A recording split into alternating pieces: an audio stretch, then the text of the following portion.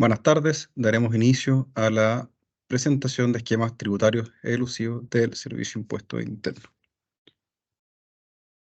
El objetivo de esta charla es dar a conocer a los ciudadanos y contribuyentes algunos casos que, producto de su análisis en procesos de fiscalización, podrían ser potencialmente elusivos, instando de esta manera a prevenir la realización de operaciones perjudiciales para nuestro sistema tributario.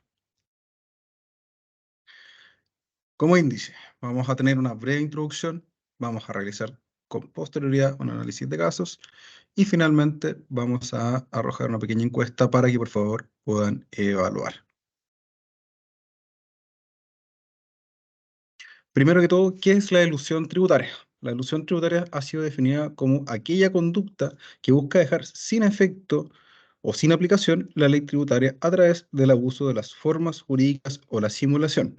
En ese sentido, la circular 65 de 2015 de este servicio ha desarrollado latamente este concepto, indicando las circunstancias e hipótesis frente a las cuales debemos entender que estamos frente a figuras elusivas.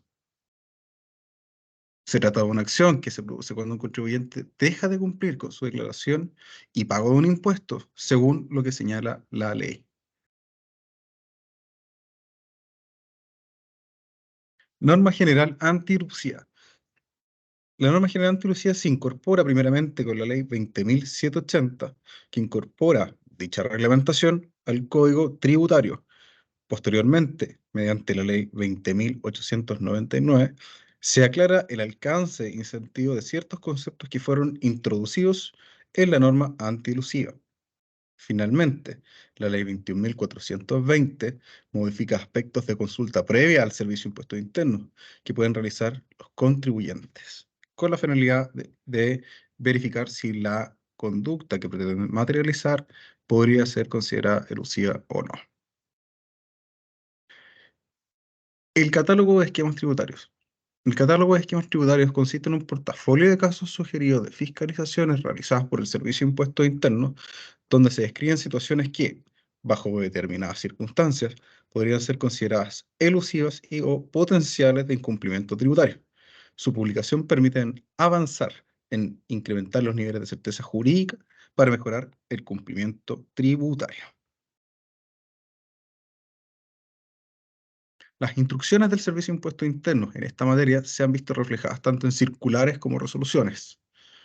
Es decir, lo que respecta a las circulares, tenemos la circular 65 de 2015, 21 de 2016, 41 de 2016 y 44 del 2020.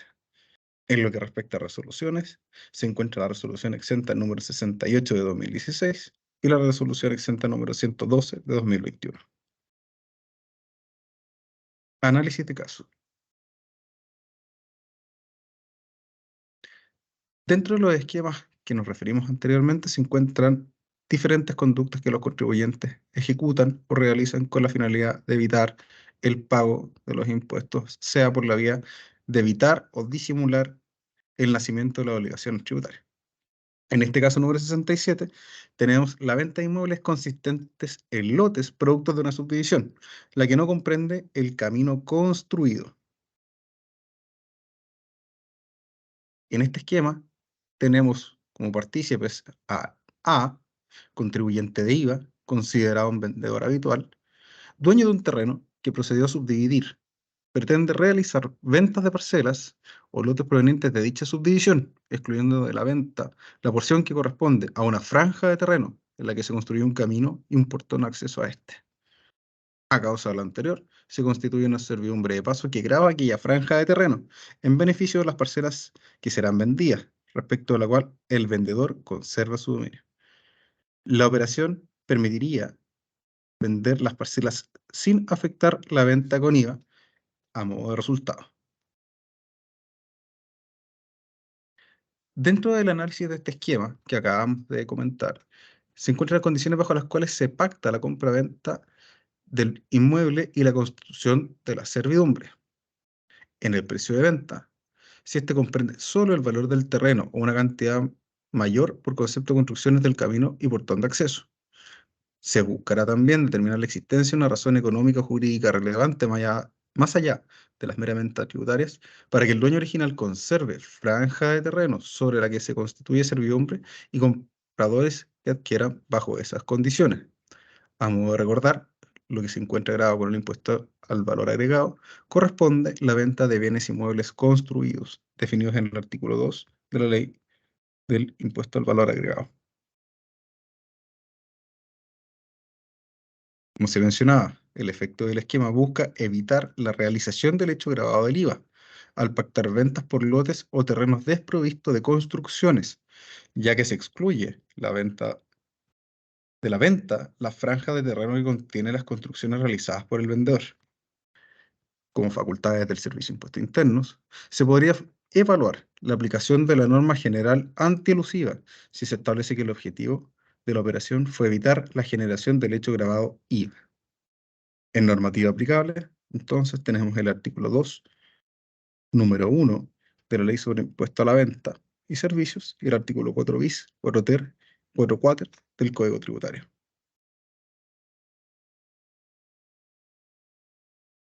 Caso número 68. Este caso trata de un contrato de promesa de compraventa de inmueble que permite la distribución de utilidades en favor de un accionista.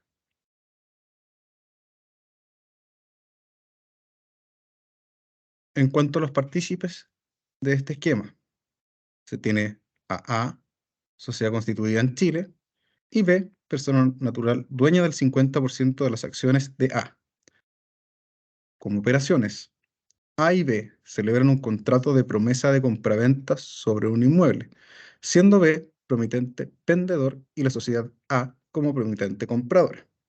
En el mismo acto, se establece el momento en que deberá ser suscrito el contrato prometido y se efectúa un pago anticipado de la mayor parte del precio, debiendo ser pagado su saldo al momento de celebrarse el contrato prometido. 2. Los flujos obtenidos por B a causa de la promesa son destinados al pago de parte del precio de otro inmueble que adquiere en ese periodo. 3. Al mes siguiente de celebrado el contrato de promesa de compraventa, la persona natural vende el inmueble, objeto del contrato de promesa, a un tercero no relacionado. 4.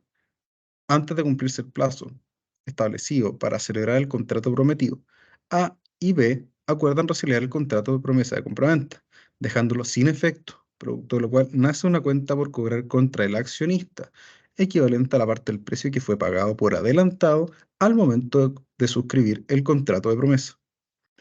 Como resultado de este esquema, la operación permite a B obtener flujos de la sociedad de la cual es accionista, sin denominarlo como una distribución de dividendos, mediante lo cual se evita o posterga el pago de impuestos finales correspondientes.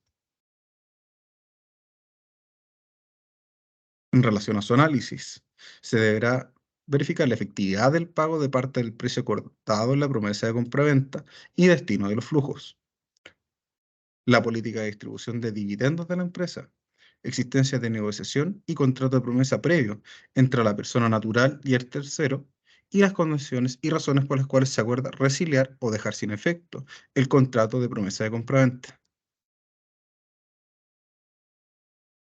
En cuanto a los efectos del esquema, el contrato de promesa de compraventa sobre el inmueble, en virtud del cual se anticiparía parte del precio, habría permitido una distribución de utilidades, evitando el pago del impuesto global complementario si hubiera correspondido. En cuanto a las facultades del Servicio de Impuestos Internos, este podría evaluar la aplicación de la norma general antielusiva si se verifica que el contrato de promesa de compraventa y el pago anticipado del precio se utilizó para distribuir utilidades desde la sociedad a su accionista persona natural. A modo de referencia, las normas aplicables serían el artículo 52 y siguientes de la Ley sobre Impuesto a la Renta y los artículos 4 bis, 4 ter y 4 quater del Código Tributario. Caso 70.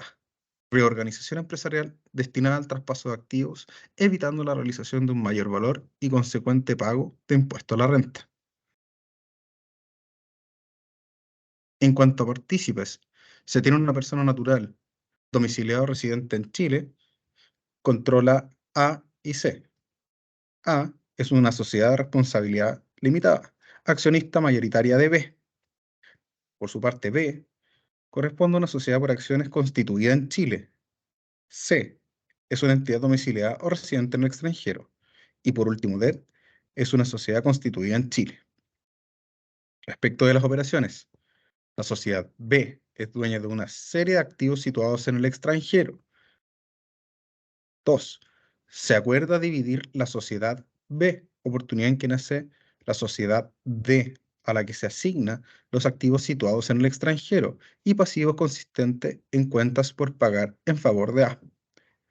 Los pasivos asignados son de una cuantía similar al valor de los activos. De esta forma, se aíslan los activos extranjeros y determinados pasivos de similar valor, lo que afecta el valor patrimonial de la sociedad C, D. 3.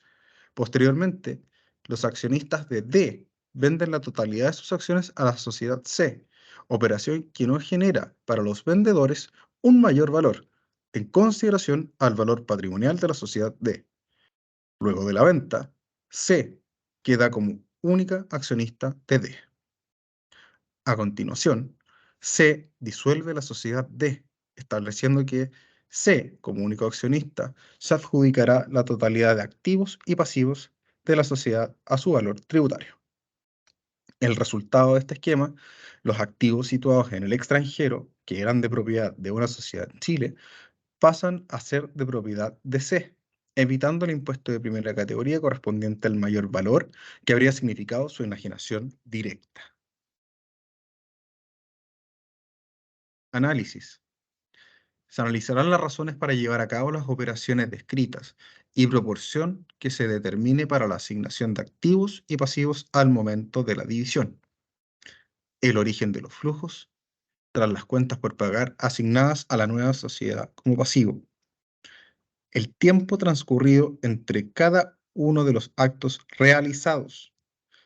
Y por último, las operaciones, actividades realizadas por las nuevas sociedades desde la división hasta su disolución.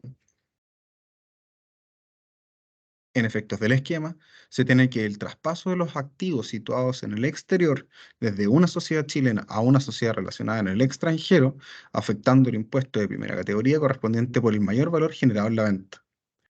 Las facultades del Servicio de Impuesto Interno.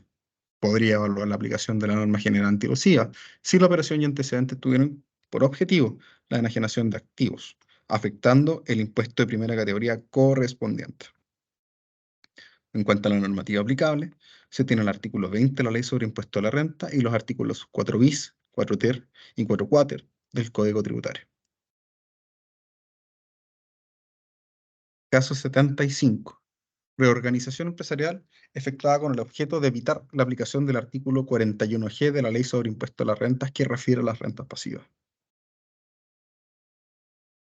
LF, líder de familia, único dueño de A.